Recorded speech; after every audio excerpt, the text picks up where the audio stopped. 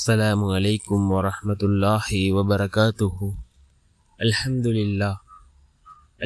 لله الذي نحمده ونستعينه ونستغفره ونؤمن به ونتوكل عليه أما بعد. அன்பிற்குரிய அல்லாஹ்வின் நல்லடியார்களே, அன்பு சகோதரர்களே, நாம் தொடர்ச்சியாக பார்த்து வரக்கூடிய துஆக்களினுடைய திக்ருகளினுடைய தொகுப்பில் இன்று நாம் பார்க்க இருக்கின்ற விடயம் என்னவென்றால், நாம் ஒவ்வொரு நாளும் காலையில் ஃபஜ்ருடைய தொழுகையை தொழுதுவிட்டு இந்த துஆவை ஓதி அல்லாஹ்விடம் பிரார்த்தனை செய்வோம். மிகவும் முக்கியமான ஒரு துஆவாக இருந்து கொண்டிருக்கின்றது. நம்முடைய வாழ்க்கையில் உள்ள வறுமைகளை நீக்கக்கூடிய ஒரு துஆ, அல்லாஹ்வினுடைய உதவிகளை நம்மிடம் கொண்டு வந்து சேர்க்கக்கூடிய மிகவும் சக்தி வாய்ந்த ஒரு துஆ, நம்முடைய வாழ்க்கையில் பரக்கத்தை அதிகப்படுத்தி தரக்கூடிய மிகவும் சிறந்த ஒரு துஆ. நம்முடைய வாழ்க்கையில் உள்ள நெருக்கடிகள், கஷ்டங்கள், கவலைகள், இவைகள் அனைத்தையும் நீக்கி நிம்மதியான சந்தோஷமான வாழ்க்கையை கொண்டு வந்து சேர்க்கக்கூடிய மிகவும் சக்தி வாய்ந்த ஒரு துஆவை தான் நாம் இன்றைய வீடியோவில் பார்க்க இருக்கின்றோம்.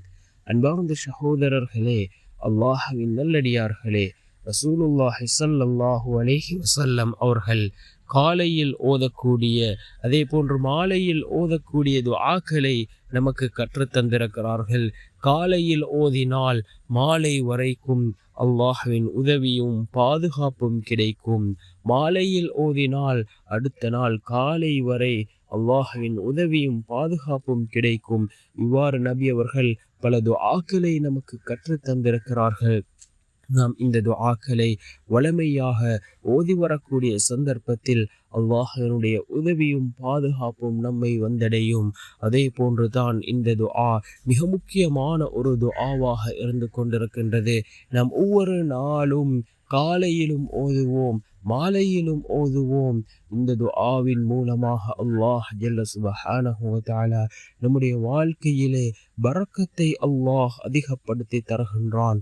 நம்முடைய எல்லா நிலைமைகளையும் அல்லாஹ் சீர்படுத்தி தருகின்றான். நம்முடைய வாழ்க்கையில் உள்ள வறுமைகளை அல்லாஹ் நீக்குகின்றான். அதே போன்று இக்கட்டான சூழ்நிலைகளில் நாம் இந்த துஆவை ஓதினால் அல்லாஹ் அந்த நிலைமைகளை விட்டும் அல்லாஹ் நம்மை பாதுகாக்கின்றான். நெருக்கடிகளை விட்டும் அல்லாஹ் நம்மை பாதுகாக்கின்றான். அப்படிப்பட்ட மிகச்சிறந்த ஒரு துஆ. இந்த துஆவை நாம் அதிகமாக ஓதுவோம்.